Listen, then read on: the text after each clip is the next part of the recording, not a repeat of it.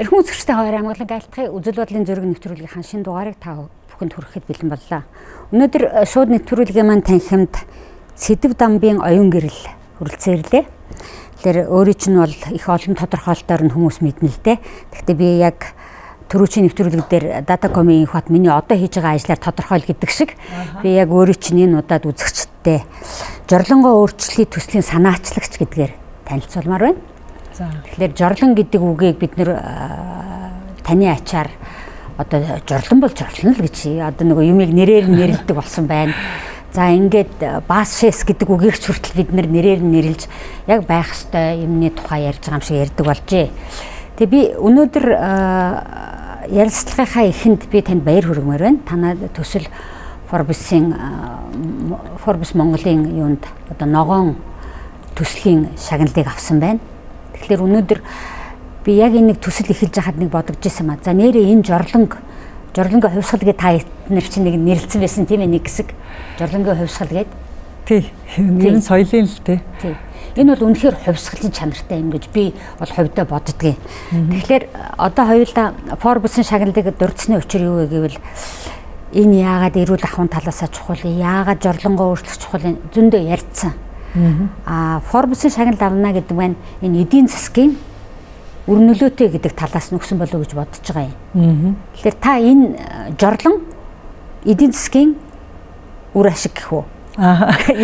Ямар нөлөөтэй гэж.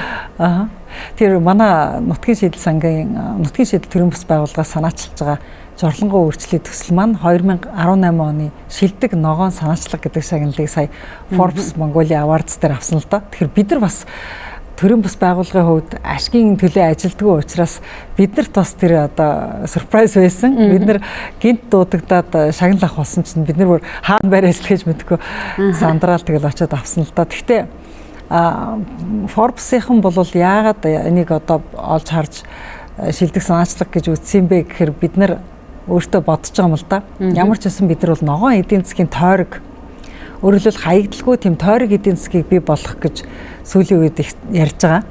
Тэгээ манай одоо жорлонгоо өөрчлөлт төслийн маань эхний үе шат нь бол одоо жорлон гэдэг үгийг цэрвэхгүй хэлдэг болгоход чиглэжсэн бол жорлон 2 гэ бид нар зарлаад удааг байгаа. Энэ төсөл маань болохоор яг цэвэр утгаараа жорлонг мөнгө болгох энэ одоо хандлага руу бид нар хичээлээ зааж байгаа. Хүн бол жорлонгоо зүгээр нэг өөрчлөхгүй юм байна.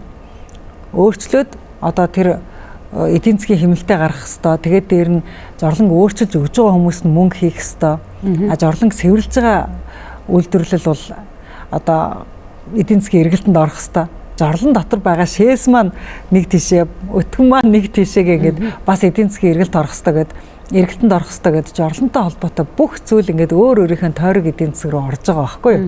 Тэгэхээр ийм тойргуудыг л бид нэр үүсгээд яваад байгаа юм л да. Тэгэхээр за ерөөсөө хамгийн ойрхон одоо энэ ингээл харахад зургтын антенны цаана байгаа айлууд руу ингээл зөвхөн энэ тайзны зургаар бол харахад ингээ байж штэ. Тэгэхээр өнөөдөр бид нар чинь энэ ерөнхий утгаараа жорлонгоо өөрчлөе, жорлонгийн хувьсгал гэж ярьж байгаа боловч яг тулсан айлдаа та нар маш их олон сургалт хийж байна. Маш их хүмүүстэй уулзж байна. За ер нь жорлонгийн хувьсгал эхлэхэндээ эсвэл эхлэхэд өгч юм да. Эсвэл арай л хол байна да. Аль нь вэ? Яг одоо эхлэх гэж байна да гэдэг төр байна. За. Нодлон бол бид нар хүмүүс ер нь жорлон гэдэг зүйлийг хэлж сурах нь дээ тий. За нэг хоорондоо ингээ яриад эхлүүл ядахтаа жорлон авъя гэж зөрөгтэй хэлэх юм да. Нэг нь жорлон заръя гэж зөрөгтэй хэлэх юм да гэж бид нар бодож жорлон заръя, жорлонгийн материал заръя, жорлонгийн цэвэрлэгээ хийгсэн болгоныг бид нар нодлон сурчилж байсан. Гэтэл хүмүүс яг авахтаа тулахаар зэрэг кармагаал тэмдэрдэг юм байна. Миний карманд нийцсэн, миний санаанд нийцсэн жорлон хаана байна вэ гэд хайсан чинь санаанд нь нийцэх тийм гоё тоглог хямдхан жорлон нодлон байгаагүй. Тэгээд санаанд нь нийцсэн арай нэг дөхсөн жорлон одоо сая 500-аас дээшээ үнэтэй 2 саяас дээшээ үнэтэй болчиход байсан. Тэрийг хүмүүс авч чадахгүйсэн. Тэгээ бид нар хямдхан мөртлөө, тоглог мөртлөө цэвэрлэгээ үйлчлэгээнд хялбархан хийгддэг жорлонг бол 8 сар хайгаад. За ер нь бол тийм жорлонгийн одоо зөв моделийг хайж бол дэлхийн одоо өрсөн бүх хуралд явсан да. Дэлхийн хуурай жорлонгийн хурал, Билл Гейтсийн сангийн хурал, жорлонгийн экспо. Тэгээд нэгдсэн үндэсний байгууллагын Женев дэх төвийнх нь хүний эрхийн хорооныхноос өрсөн хурал мурал гэд бүхэл хурлууд дээр очиж би энэ жорлонгийнхаа тухай ярьсан. Тэгээ яриад тэн дотроос бол Финляндийн нэг моделийг сонгож тэр хүүтний улиралтай учраас тэгээд харанхуй ихэвчлэн байдаг, хойд түүндэрт ойрхон тий гэртээ дандаа бийцдэг, тэгсэн мөртлөө ус сэргэлдэггүй. Тийм жорлонгуудаас бид нар Финляндийн нэг моделийг сонгоод тэгээ одоо энэ жил бид нар нодлонгийн жорлонгоос тал үнээр нь тий нодлон бол бид нар сая 500-ын жорлонг хүмүүс санал болгож байсан бол энэ жил бид нар 800 мянган төгрөгийн жорлонг санал болгоод хичээл дээр шинэ хөтөлбөр нэмээд явж байгаа. Гэхдээ энэ Финляндийн жорлонг хэрэгэлд сурахад одоо Европын соёл хэрэгтэй болж байгаа. Европчууд ч ерөөсө баас шээснээс сэжиглэхгүй. Шээсээ тийш нь гарах чинь баасаа ингээд дуутан тий чинь тэгээ ууттай баасаа ингээд ялцмагжуулчихна гэдэг ингээд бүр ингээд тэрийг ингээд эргэлдүүлээ сурцсан. Нэг төлөөний өрцмөрцнийхаа тухай ярьж байгаа юм шиг тий аргал өрцтэйгээ хойлол ингээд ялцмагшуулаад тэгээ тэрийгээр ингээд газар мазраа сэргээгээ сурчсан. Хаана газар цемент шиг болцсон байна, муухай болцсон байна. Тэр газараа ингээд ялцангаараа ингээд сэргээчдэг. Тэгээд нөгөө тэдний тэр нөгөө нэг сэжиглэхгүйгээр хамрахнаар бага мөнгө яваад байдаг. Тэр соёлыг эзэмшүүлнэ гэдэг маань одоо дахиад бүтэнчлэн ажил байгаа байхгүй. Бид нэг жилд хийж баруул дээд. Тэгэхээр зэрэг нодлон бол бид нар жорлон гэдэг үгийг хэрэгэлд сурах гэжсэн бол эдгээр энэ жил бид нар шинэ төрлийн жорлон хэрэгэлд сурах ажлыг зааж байгаа. Тооцоолж сурахтай хэрэглэе гэж бодож сурах, хэрэглэснийхээ дараа цэвэрлэж тэр цэвэрлэх үйлчлэгийг авч сурах, цэвэрлэх үйлчлэгэнд мөнгө төлж сурах. Цэвэрлэх үйлчлэгнээс гарсан тэр ууттай баасыг тэ хог хайж байгаа юм шиг ууттай баасаа ингээд дуудлагад өгж тушаад сурах гэмтээ бидний хизээж хийж байгаагүй ажлуудыг бид нар хийж сурах гэдэг. Тэгэхээр энэ сонин одоо соёлын энэ олон үе шатыг сурснараа бид нар юу хэмнэх вэ гэвэл одоо яг тэр гэр хорооллоо дэд бүтцэнд холбох гээд олдохгүй байгаа мөнгийг хэмнэх юм. Нэг айлыг дэд бүтцэнд холбоод байшингийн одоо маш хэмнэлттэй барьж өгөөд тэгээ тэрийн цэвэрлэх байгууламжтай холбоод ингэхэд бол зөвхөн тэр хойтлын гэр хорооллын айлуудад бол зөвхөн гэр дотор нь нийлээд их 80-аад төгрөг хэрэгтэй, нэг их 80-аад. Гэрээс гаргаад цэвэрлэх байгууламж руу холбоод цэвэрлэх байгууламжийг шинээр байгуулад ус мосыг шинээр холбоод цахилгаан станц бустаац гэдэг ингээд хүчин чадлыг нэмэх тухай ярих юм бол нэг их 80-аар тогтохгүй тэр хичнээн их 80 төгрөг хэрэгтэй болох гэдэг байна байхгүй. Тэгэхээр зэрэг бид нар өчөөхөн жижигхэн хэрэглээний соёлоо өөрчлөөд маш их хэмжээний мөнгийг хэмнэх гэж байгаа учраас мөнгөнд хэмнэлттэй, мөнгөнд гамтаа тэгсэн мөртлөө соёлтой амьдардаг европчуудын тэр соёлыг бид нар нэвтрүүлэх гэж жорлонтой оруулж ирж байна. За тий. Тэгвэл наадах чи хамгийн хэцүү юм биш үү? Соёл гэдэг чинь сэтгэлгээний өөрчлөлт. Бид нар чинь одоо ягаад чинь би нэвтрүүлгээр юу яриад идэх юм л да. Энэ монголчууд гэдэг чинь яагаад өнөөдөр бид нар байна? Бидний онцлог юу юм гэдэг рүү тулж очиод идэв. Бид нар чи одоо нүүдэлчин болохоор гэдэг юм уу? Сайхан хормоогоо дэвсэж сууж бицчаал босоо явцдаг. Тэгээд эргээд тэрийгээ их өөрөөсөө гарсан юм их заваан гэж хардаг. Энэ соёл тэгж амархан өөрчлөгдөхгүй. Яг зөвхөн бид нар эдийн засаг талаасаа тайлбарладаг. Хүмүүс нэг тийм гэгээрл соёл таанаг, соёлтой хүн болоодох, элит болоодох гэж бид нар хичээл заадаггүй л дээ. Манай хичээл бид нар юу гэж заадаг вэ гэхээр за жорлонгоо өөрчлөг үгээс болоод хохирж байгаа хохирлол тооцъё гэж ярьдаг. За гидсний өвчнөр хөөхөж жилдээ хэд өвдөж байна. Шар өвчнөр хэд өвдөж байна. Шар өвчнөөс болоод элэг яаж муудаж байна. Элэг муудснаас болж элэг солиулах асуудал яаж яригдж байна те. За тэгээд нөгөө гар хөл амны өвчин, диатез өвчин, арсны маажуур энэ бүх юма тоолоод эндээ зарцуулсан мөнгөө нэг тоолоод үз гэж ярьж байгаа. Энэ зарцуулсан мөнгө чинь жорлондоо төлөөгүй мөнгө л واخгүй. Тэгэхээр бид нар жорлондоо мөнгө төлөхгүй байлаа гэхэд эмнэлэгт мөнгө төлж таарч байгаа. Өшөө дээр нь бид нар эдийн засаг талаас нь бас ямар мөнгийг тоололдог вэ гэхээр ингэж тоололдог байхгүй. За 30 м квадрат байрны айлын байрны үн хэдвэ? 100 сая төгрөгөө. За тэгвэл 100 сая төгрөгөөр яагаад энэ умгар жижиг өрөө үнэлэгдээд байхад танаа хашааны энэ том барилга, танаа энэ том хашаа яагаад 30 сая хүрэхгүй байгаа юм бэ?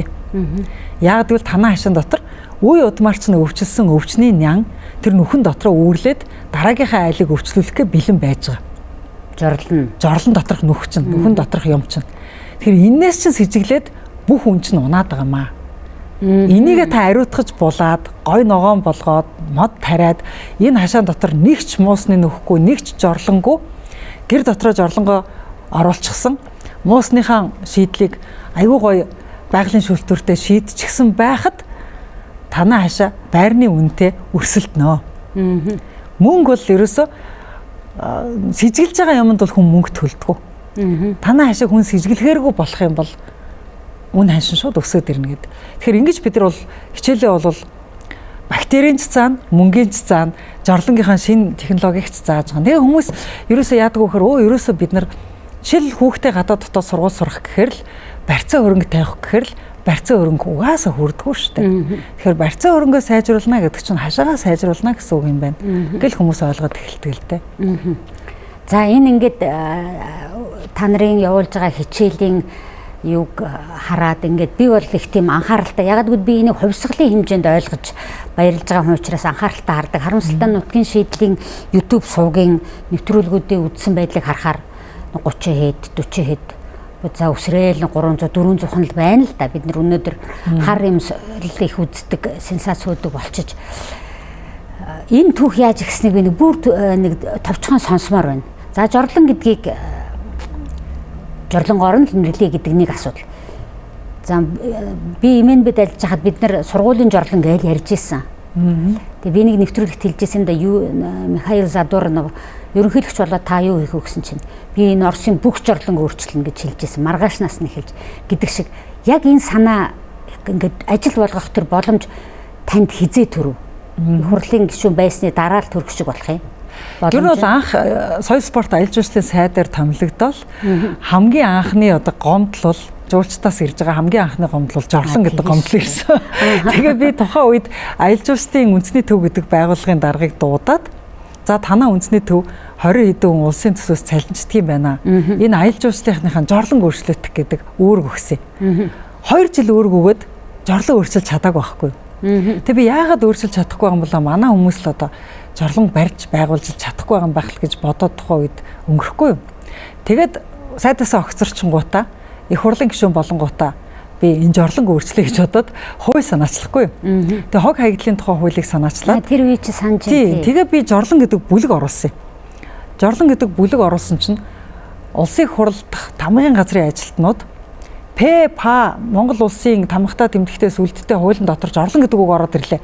Энийг хас гэдэг ингээ хасчдаг байхгүй юу? Хасчингууд нь биггүй яага хасчиж байгаа наадах чинь цэвэрлэхгүй бол энэ чинь хог хаягдал чинь жорлон дотор үлдэх гээд штэ гэсэн чинь гүү хог хаягдлын хуулийг энэ жорлон морлонгоо гаргана гэд.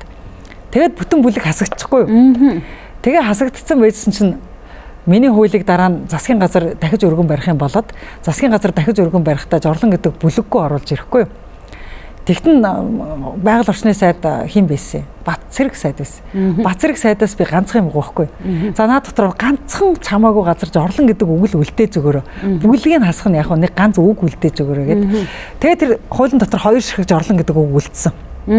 Одоо тэр хууль батлагдсан. 2 ширхэг жорлон гэдэг үг нь яаж үлдсэн бэ гэхээр гэр хорооллын жорлонг нүхэн жорлонг үе шаттайгаар бууруулах ажлыг орон нутгийн засаг дарга иргэдийн хурал төсвийг баталж хариуцна гэдэг үг үлдсэн.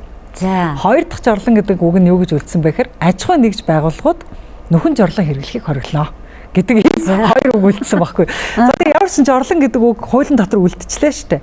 Би ингээд их хуралд ингээд дараа нь гарч чадахгүй ингээд ялагдаад үлдчихлээ шүү дээ. Тэгээ миний хуулийн дотор байгаа тэр 2 ширхэг жорлон гэдэг заалт хэрэгжих юм уу, хэрэгжихгүй юм уу, бүү мэд. Тэгээд бүү мэд болчингууд чинь би эрхчлөөтэй иргэн болсон ханаа бодож байгаа байхгүй. За одоо тэр зовжээж нэг 2 үг тэнд авч үлдсэн юмсан. Өнөө 2 үгийн маань бариад хэрэгжүүлж явдаг төрийн агентлаг олт. Чих юм байна. Тэгээ нэгч төрийн албан хаагч нэгч байгууллага дээр очиж жорлон гэж хэлэхгүй юм байна. Тэгэхээр энэ үгийг ерөөсөө ингэ дасал болгож бүгдээрээ жорлонг өөрчилдөг л хөдөлгөөн өрнүүлэхгүй бол энэ хуульч биелэхгүй юм байна. Миний тэр батлуулж зовсон хэрэгч гарахгүй юм байна. Жорлонж өөрчлөгдөхгүй юм байна гэж бодоод тэг би жорлонгоо өөрчлөе гэдэг ном бичсэн. Гэхдээ номоо анхандаа би их бишүрхэд жорлон гэдэг үгнээс бишүрхэд номоо их өөр нэрлэлсэн байсан байхгүй юу. Тэгсэн манай нутгийн шийдлийн гүйцэтгэх захирал номын зул хурж ирснэ. Та тэгээд ийм номыг намайг зар гэж байгаа юм уу? Жорлон гэдэг үг нь байхгүй болохоор би яаж зарах юм гэдэгсэн байхгүй юу. Жорлон гэдэг үгээ шууд гарцгандаа оруулъя гэд. Тэгээ манай хөдөлгөөн тэр чигээрээ жорлонгоо өөрчлөе гэдэг номынхаа гарцгаар нэрлэгдээ явцсан. Өөрөө чинь яг энэ тухайга тэр олон хурлуудаар ярьжсэн нэг бичлэгийг чинь үзсэн л дээ. Тэгээ тэрэн дээр бол гарч ирээд за би Монголоос ирсэн toilet lady байна гэж тэгсэн. Тэгээ жорлон гэдэг үг намайг энэ олон хүмүүстэй танилцуулж энэ үгээрээ би өнөөдөр ажиллаж амьдрч явна гэж тийм ерөнхий санаа бол тэгж хэлээ л дээ. Тэгээд энэ нэг юм баашэс гэж ярих одоо бид нар чи айгүй их тийм хүндлэл гэх нь хаашаа зүгтаад байгаа. Цэрвээд байгаа яриад байгаа энэ тий. Энэ ер нь монголчуудад байд юм байна уу? Тэр олон хуралд явж хахад яг энэ лөө ингэдэг жорлонгоо шийдэг улс болгоны зовлон юм байна. Тэгж эхэлдэг байсан. Бүр одоо би ингээл тайзан дээр ингээл жорлон гэж ярьчаал буусан байхгүй юу? Тэр чинь Билл Гейтсийн сангийн зохион байгуулсан нөгөө жорлонгийн экспо гэдэг яган платтай үг хэлсэн. Билл Гейтс тэр тайзан дээр үг хэлээл буугаал цайны засварлага болол дараа нь тэр тайзан дээр нь би гарч ирж байгаа байхгүй юу? Тэгээ нөгөө Билл Гейтс гоо ирээд үг мөг хэлээд байжсэн учраас маш олон хөвлөлийнхэнтэй, маш их заал дүүрэн хүнтэй. Айгуу би хамгийн их үг хэлж таарад. Тэгээ миний хоолоо нэг жоохон чичрээл хэлсэн байхгүй юу? Тэгээ би ингэж ярьж байгаа л буухгүй юу? Жорлон гэж буусан чинь над дээр Непалчууд хурж ирэл, энтгэгчүүд хурж ирэл, арабууд хурж ирэл. Яаж жорлон гэдэг үгийг аманд тасал болгосон. Эндээ чинь зөвлөлтийн ярилцсан манай улсад бас чам шиг юм тойлет принцесс хэрэгтэй байна гэж хэлсэн байхгүй намайг бүр жорлонгийн гүнж гэж нэрлэсэн. Тэгээд бүр бид нар өөр өөрийн жорлонгийн гүнжтэй олмоор байна. Ингээд жорлон гэдэг үгийг хэлж чадахгүй хэвээрээ манай тийшээ гэж ярьж илээ. Тэг ялангуяа нэг арабын одоо Кувейтийн те айгүй баян ингээд компани хүмүүс надтай ингээд зэрэгц суусан байхгүй юу? Тэг Кувейт бол бас мөнгөтэй төрхтэй баян арабын улс шүү дээ тий. Тэнгүү тэд нар юу гэж хэлж байгаа гэхээр манай арабд нэг зовлон байна гэсэн яасан гэсэн чинь яг хөдөө ингээд айгүй баян амьдарч байна. Хотод бол амар гоё жорлон байна. Хөдөө гараад ингээд жорлон байгуулах гэхээр жорлонгоо жорлон гэж нэрлэдэг хүн байхгүй. Араб хэл дээр жорлон гэдэг үгийг хэлж чадахгүй байна. Тэгээ жорлон гэдэг үгээс сухтагаад англи хэл дээр туйлет гэж хэлж байна. Энийг яаж араб хэл дээрээ бид нар ичихгүй хэлдэг болох вэ гэж бас надаас зөвлөгөө авч ирсэн. Тэгэхээр зэрэг энэ бол зүгээр нийтлэг зовлон юм билээ. Тэгэхээр зэрэг бид нар өнөө жорлон гэдэг үгийг хэлж сурахад нэг жил зарцуулаад манай монголчууд одоо чөлөөтэй хэлдэг болчлоо гингүүт ямар хурдан өөрчлөгдөж байна. Яаж ингэж хурдан өөрчилж байна. Туршлагаа ярьж өгөөч гэдээ намайг тэгээд байгаа байхгүй. Саяхан би бас яг энэ туршлагыг надад бүр скайпаар хэлж өгөөч гэд Танзанаас Танзанд яг энэ жорлонгийн чиглэлээр ажиллаж байгаа Дайны төрийн бус байгууллагын биднээс бас зөвлөгөө авч илээ. Тэгэхээр ер нь манай жорлонгоо өөрчлөлт багийнхны энэ зөвлөгөө энэ төр бол бас дэлхийн бүх мужуудын бүх твд бол хүрээл яваад байгаа. За одоо ёстой яг жорлонгоо өөрчлөх процесс руу орё хоёулаа. За тэгвэл одоо жорлон ямар үнэтэй вэ гэдэг би асуулт эндээ бэлтцсэн байсан байхгүй юу? Тэгсэн одоо лав 600 хэдэн мянгаар 800 мянгаар бол яаханд. Тэгэхээр та нарын сургалтын үеэр хүмүүс их сонио асуудал тавьдаг юм байлээ л дээ. За яг хэдэн төгрөг жорлондоо хөрөнгө оруулах уу гэж тэгэхэд 20 хэдэн мянга гэл эхэлт юм байлээ шүү дээ хүмүүс те. Гэтэл бид нар чи өнөөдөр утсанд ч юм уу те. Эсвэл яг машин байшин тэгэл маш их мөнгө зарж байгаа мөртлөөс тэгэхээр энэ сэтгэлгээ яаж бэлдэж чинь өөрөөр хэлэх юм бол энэ олон сургалтын дараа жорлонгоор нэрлэг болсны дараагаар яг энэ хөрөнгө оруулах боломж одоо яг бид нар дандаа юмыг мөнгөгүй штэ манай ард түмэн гэж яриад байгаа. Тэгэхээр яг боломж нь уг нь байгаа юм шиг харагдаад байгаа энэ тал дээр. Бид нар бол хүмүүсээс дандаа асуудаг. Таны жорлон хүн ирж өөрчилж өгөх үү бод гэд. Та хажуудлынхаа аливаа үний жорлон өөрчилж өгөх үү гэд асуудаг.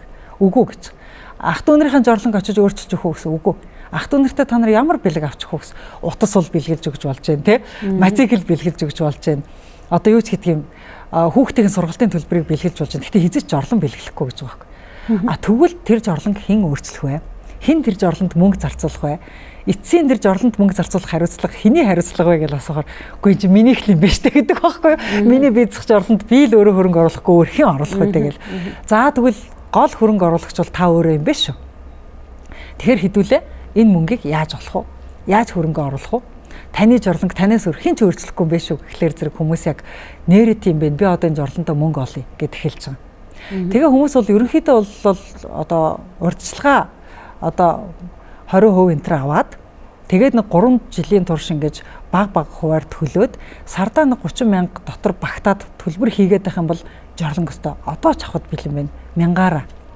Ганцхан бид яг жорлон бэлэн байгаа. Жорлон бэлэн байгаа хүмүүсийн захиалга ирлээ гэх юм бол жорлон бол хязгааргүй нийлүүлэгдэх онцгой ирэх бол байна. Ганцхан тодорхойлох асуулт байна. За энийг ингээд явангууд та нарын сургалтын эхэнд бол энэ бизнесийн компаниуд руу аягүй их хандаал та нар одоо ингэж зээл олгооч гал банкнууд дээр очил ингээд яваад байсан. Тийм их жорлонд бэлэн болчихвоо.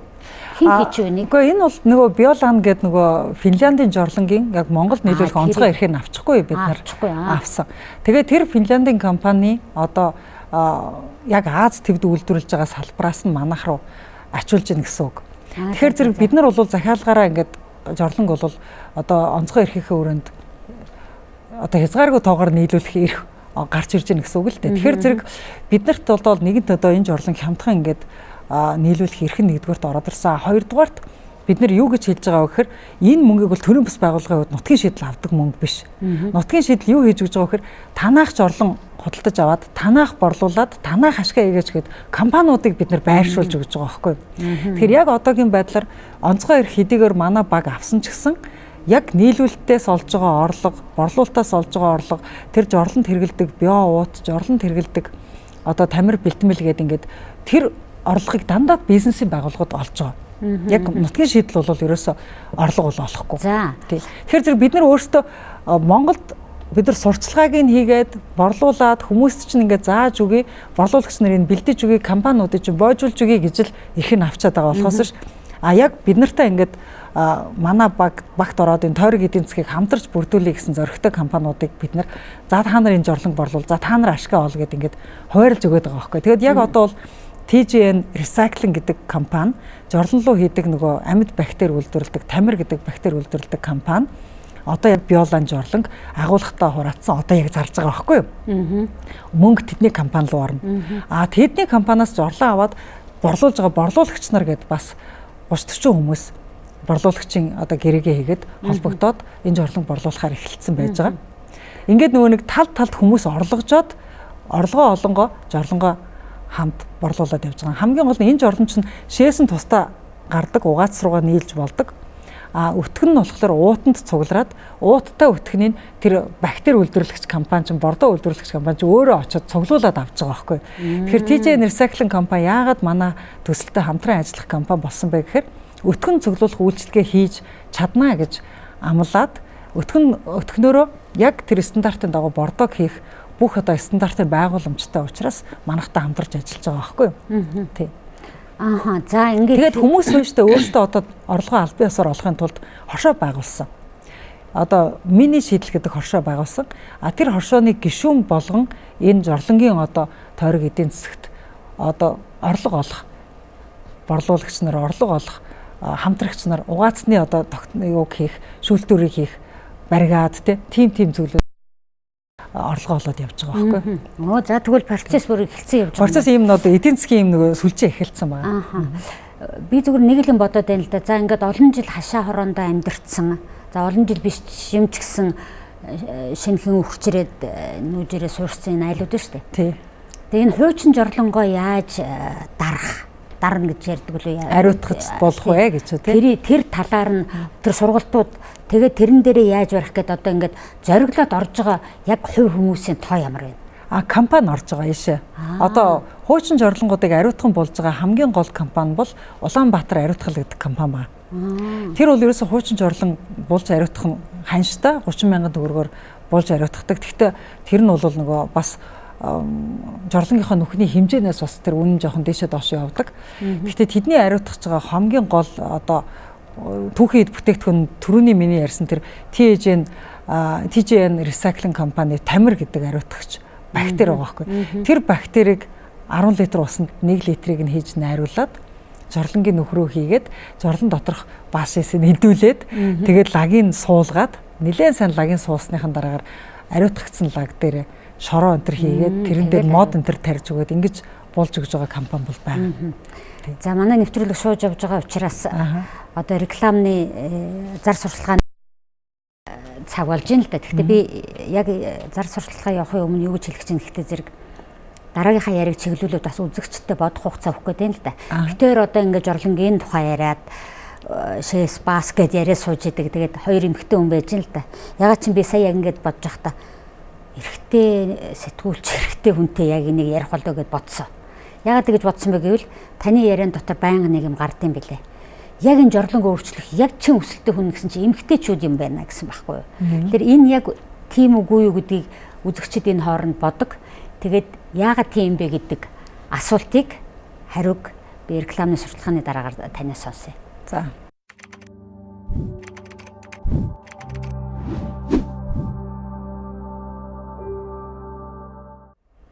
За нэвтрүүлэг маань үргэлжилж байна.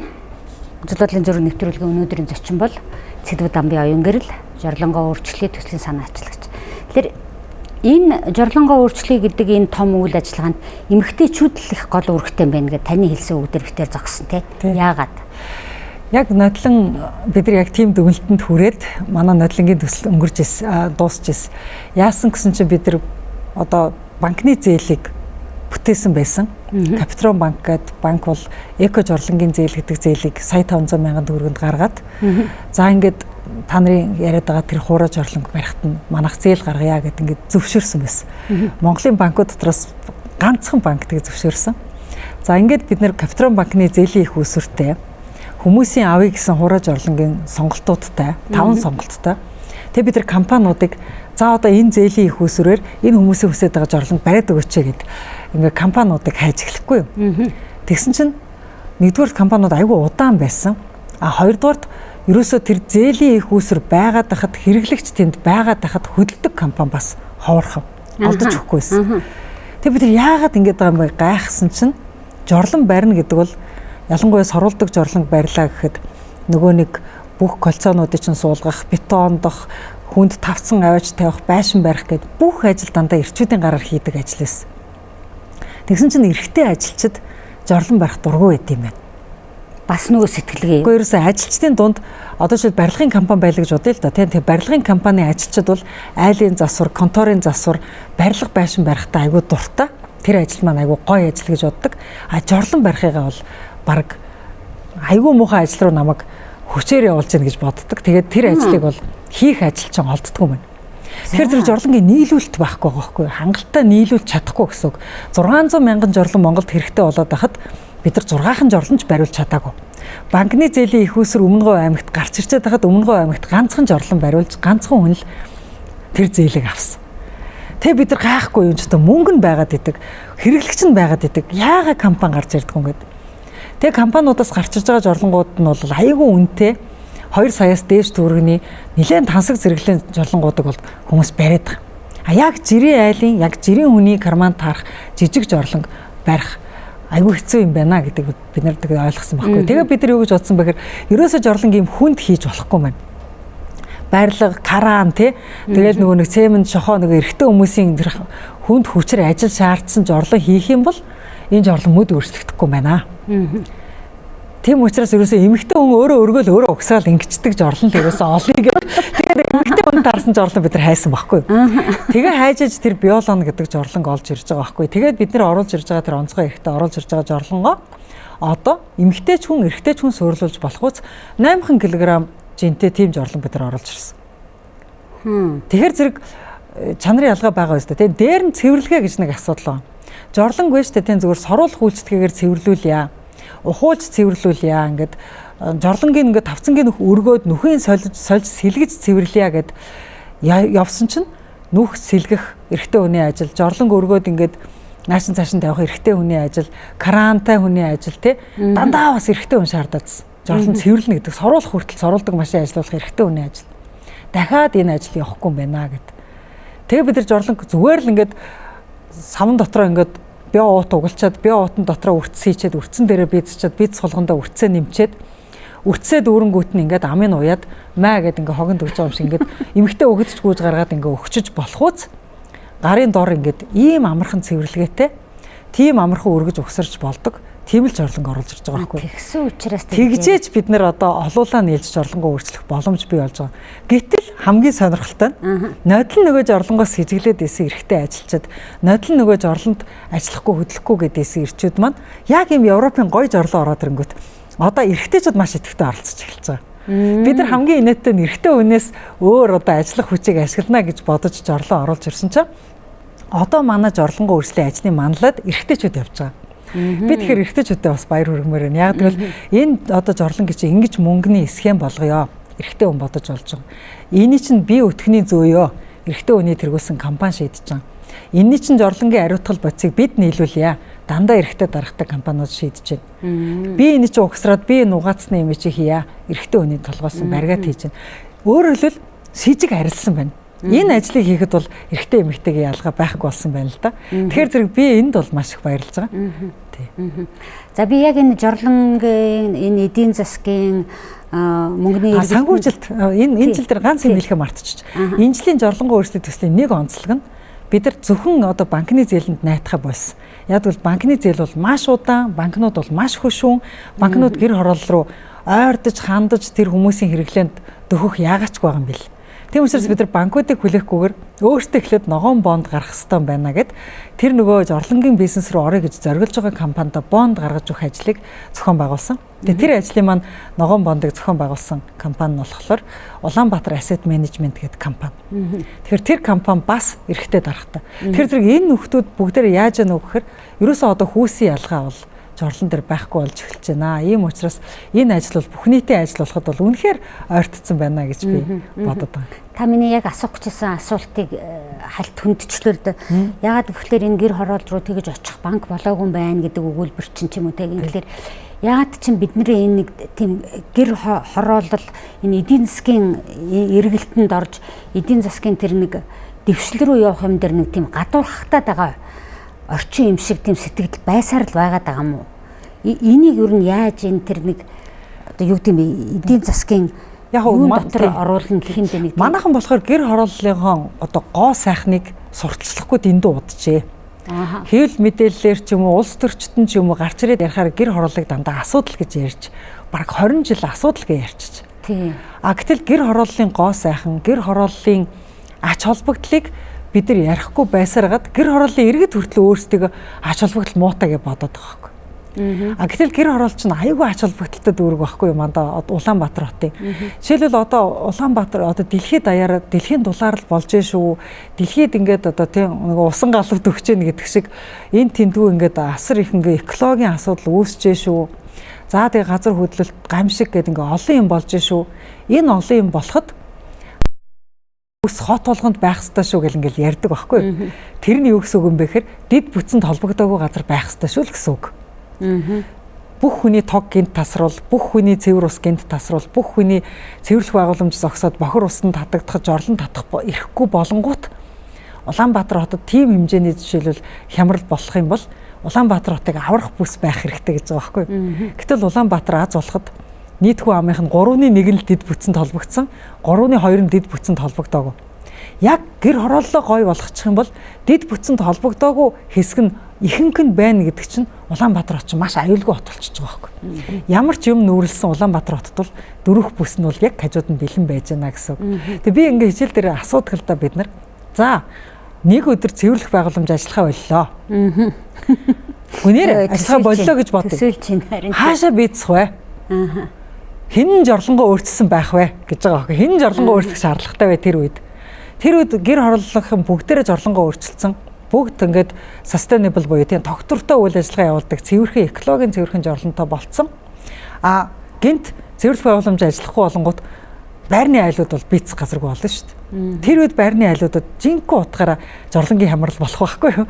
Тэгэхээр зэрэг ирээдүйн хямрал бол байрныхны хямрал үүснэ. Харин өнөөдөр бол гэр хорооллын асуудал гэж хараад байгаа юм. Гэтэл гэр хороол бол ирээдүйн шийдэл тэнд байж байгаа байхгүй. Тэгэхээр зэрэг бид нар маань нутгийн шийдлийнх нь бол гэр хорооллыг дандаа шийдэл гэж харж байгаа. Улаанбаатар хотын ирээдүйг шийдэх шийдэл тэнд байгаа. За харамсалтай нэвтрүүлэг 5 минут болоод дуусах ёстой гэж мэдэгдэж байна. Би нэг ганцхан асуулт асуугаадах. Одоо ингээд ер нь хүүхдүүдийн сургууль дуусангууд одоо бид тийшээ явна гэж төлөвлөө сууж байгаа. Одоо бид битэрийн яриаг сонсож байгаа улсууд. Тэгээд ямар ч жорлонгүй газар хөдөө хоёр газар яаж эко бие засах вэ гэд өөрөө чинь нэг богинохон лайвыг би бас үзлээд нэвтрүүлэлт бэлдэж байхдаа нэг иймхэн жижиг хүрз байх юм аа. За тийм. Тэр бичлэгийг би одоо тэрийг л одоо хүмүүст үзүүлмээр байхan тэр тухайныг за минутын дотор багтаагаад танилцуулж болох уу? Болно. Би бүр тэрийг өөрөө авъя гэж бодож байна. Тий, ер нь бол жижигхэн иймхэн хүрз отог гэдэг дэлгүүр зарж байгаа л да. Аялал жуулчдын нөгөө майхан энтер зардаг дэлгүүр. Тэгэхээр тэр бол зүгээр л аялал жуулчдынхны одоо зүгээр ердийн хэрэглээ болцсон. Одоо дэлхийн нийтээр хаан ч явж исэн хүн аяллаар л явж байгаа бол угаасаа жорлонгоо газар руу явдаг. Тэр үед хүн ерөөсөө нэг атган юм нэг төө хэмжээний хүрзтэй явах хэвээр.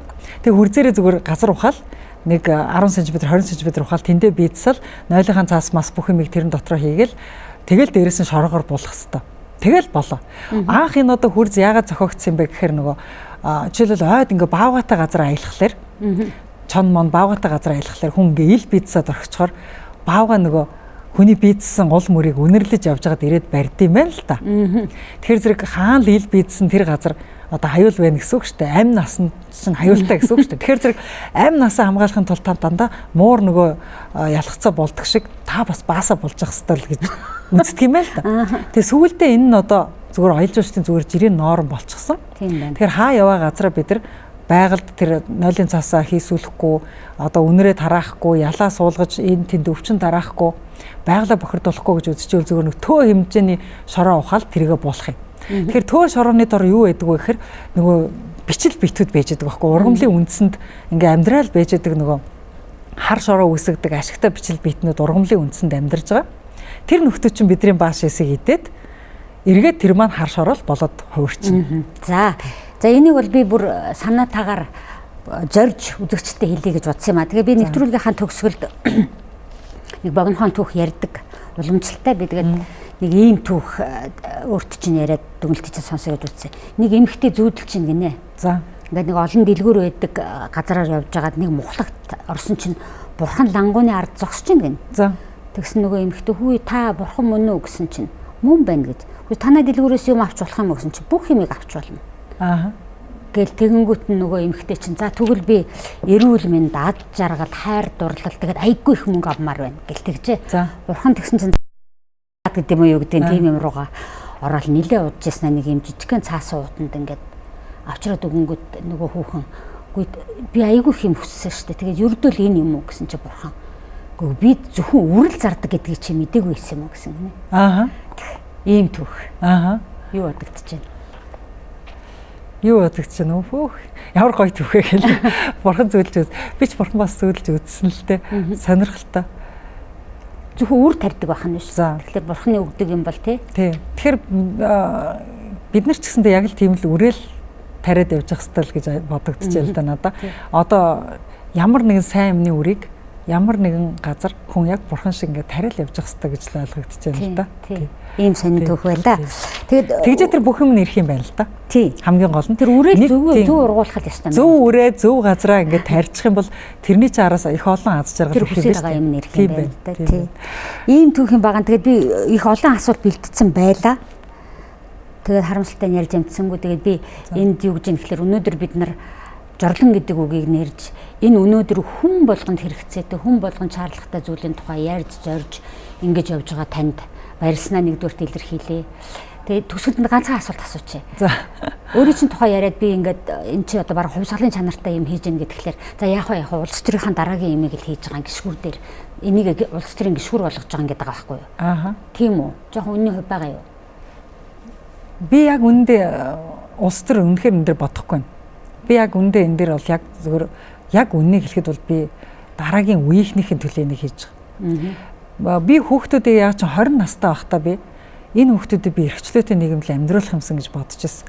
Одоо би ач нар зээ нарыгаа эрүүл нийгэмд, эрүүл орчинд амьдруулах юмсан гэж бодож байна. Эрүүл ус уулгах юмсан, эрүүл хөрсөн дээр тоглуулах юмсан, эрүүл агаар амьсгалуулах юмсан. Тэгтээ яг тэр хүмүүс улс төр гэж тайлбарлавал тэр л үү? За тэр тайлбар өөрсдөд нь үл. Тэр тайлбарыг өөрсдөд нь үлдээч. Тэр эрхчлээ тий. За баярлалаа танд. За. Үзэл бодлын зөрөг нэвтрүүлгийн энэ удаагийн дугаар үгээр өндөрлж байна. Өнөөдөр манай нэвтрүүлэгт Жорлонгоо өөрчиле санаачлагын төслийн санаачлагч Цэдэвдамбын Оюунгэрэл оролцлоо. Анхаарал үзэгчтэй баярлалаа баяртай.